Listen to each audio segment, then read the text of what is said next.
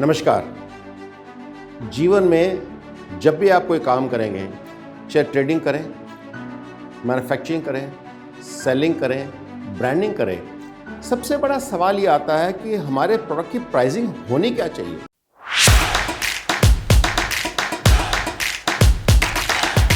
जब आप मैन्युफैक्चरिंग कर रहे हो या सर्विसेज में भी हो, सर्विसेज मतलब जो सर्विस सेक्टर है, जो सॉफ्टवेयर बेच रहे हैं, कुछ भी कर रहे हैं इस प्रकार से, तो आपके पास 40% का ग्रॉस प्रॉफिट होना चाहिए। मैं वापस कह रहा हूँ 40% ग्रॉस प्रॉफिट होना चाहिए। नहीं होगा तो आपका बिजनेस मॉडल फेल हो जाएगा। क्यों? क्योंकि 40% ग्रॉस प्रॉफिट के अंदर आपके जो डायरेक्ट एक्सपेंसेस है, चाहे बिजली के हो, चाहे लेबर के हो, इसी प्रकार से इनडायरेक्ट एक्सपेंस में इतने सारे हेड आ जाएंगे। आपने सोचा होगा हाँ मुझे क्या करना, रेंट देना, इंटरेस्ट देना, कुछ ज़्यादा तो देना है ही नहीं। जब आप अल्टीमेटली कैलकुलेट करेंगे साल के एंड में, तो आपके पास 50 में आपको फिर बोल रहा 50 हेड्स आपके सामने एक्सपेंस के आ जाए जो आपने कभी फैक्टर ही नहीं किए थे कि ये भी हो सकते हैं।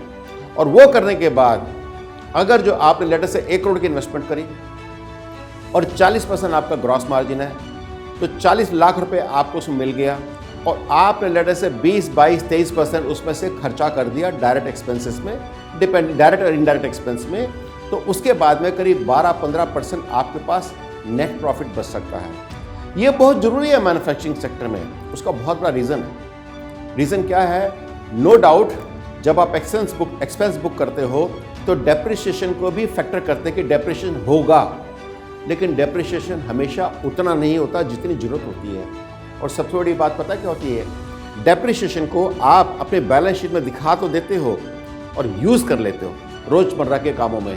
तो डेप्रिसिएशन ऐसा नहीं कि किसी एफडी अकाउंट में पड़ा हुआ है कि चलो आपको लेटर से 1 करोड़ की इन्वेस्टमेंट थी, 50 लाख की मशीन आपकी ख़राब हो गई तो या नई या ख़त्म हो गई तो नई खरीदी तो 50 लाख बैंक में पड़ा। ऐसा नहीं होता। वो अपने सिस्टम में आ गया, ख़त्म हो गया। तो यानी कि 15% का नेट प्रॉफिट अगर जो आपके पास नहीं होगा तो आप अपनी इंडस्ट्री में इनोवेशन नहीं कर पाएंगे, मशीनरी रिप्लेस नहीं कर पाएंगे और आपको tools, jigs, fixtures, auxiliary equipments जो चाहिए हो वो नहीं लगा पाएंगे। टेक्नोलॉजिकल एडवांसमेंट करनी हो, लेट्स से ओवरनाइट पूरी सिस्टम ही बदल गया। आप अपने पास लैपटॉप सिस्टम्स, कंप्यूटर चला रहे थे, पता लगा वो सारे ऑब्सोलीट हो गए हैं, या मशीन चला रहे थे सारी ऑब्सोलीट होगी, नहीं चाहिए, फंस जाएंगे आप। यानी कि आपको 40% से कम ग्रॉस प्रॉफिट पे काम नहीं करना है किसी कीमत पे भी। और ये मैं आपको बता दूं, ये वॉल्यूम सिर्फ 1 करोड़ की इन्वेस्टमेंट की नहीं है।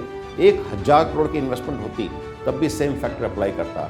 This is very important. तो आपको अपने प्रोडक्ट्स और सर्विस को जब आपको प्राइसिंग करना हो, ये मान के चलिएगा जितना आप अपने ब्रांड की वैल्यू, प्रोडक्ट की क्वालिटी और अपनी सर्विसेज, कस्टमर का एक्सपीरियंस बदलते रहेंगे। वॉरेन बफेट ने एक बात बड़ी अच्छी कही है। ही सेज कि you have to delight your customers. आपको अपने कस्टमर को खुश करना है।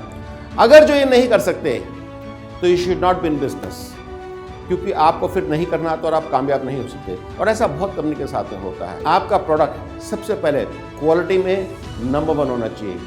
क्वालिटी का पैरामीटर जो कहता है कि 88% कस्टमर क्वालिटी के कारण आते हैं। इसके अलावा 72% कस्टमर एक्सपीरियंस फील करते हैं कि उनको लगता है वाह ये प्रोडक्ट यूज़ करके बहुत अच्छा लगा। तीसरा लेवल प्राइस का आता है। 50% कस्टमर प्राइस जब अफोर्डेबल होता है तो खुश होते हैं। यानी कि आपकी ज़िंदगी में pricing is not important, customer experience is very important. उसको क्रिएट करने के लिए जो एफर्ट्स डालने हैं डालिएगा। देखिए आप कैसे कामयाब होते हैं और आपको कामयाब होने से पूरे विश्व की कोई ताकत नहीं रोक सकती। ये मैं आपको वायदा करके कह रहा हूँ।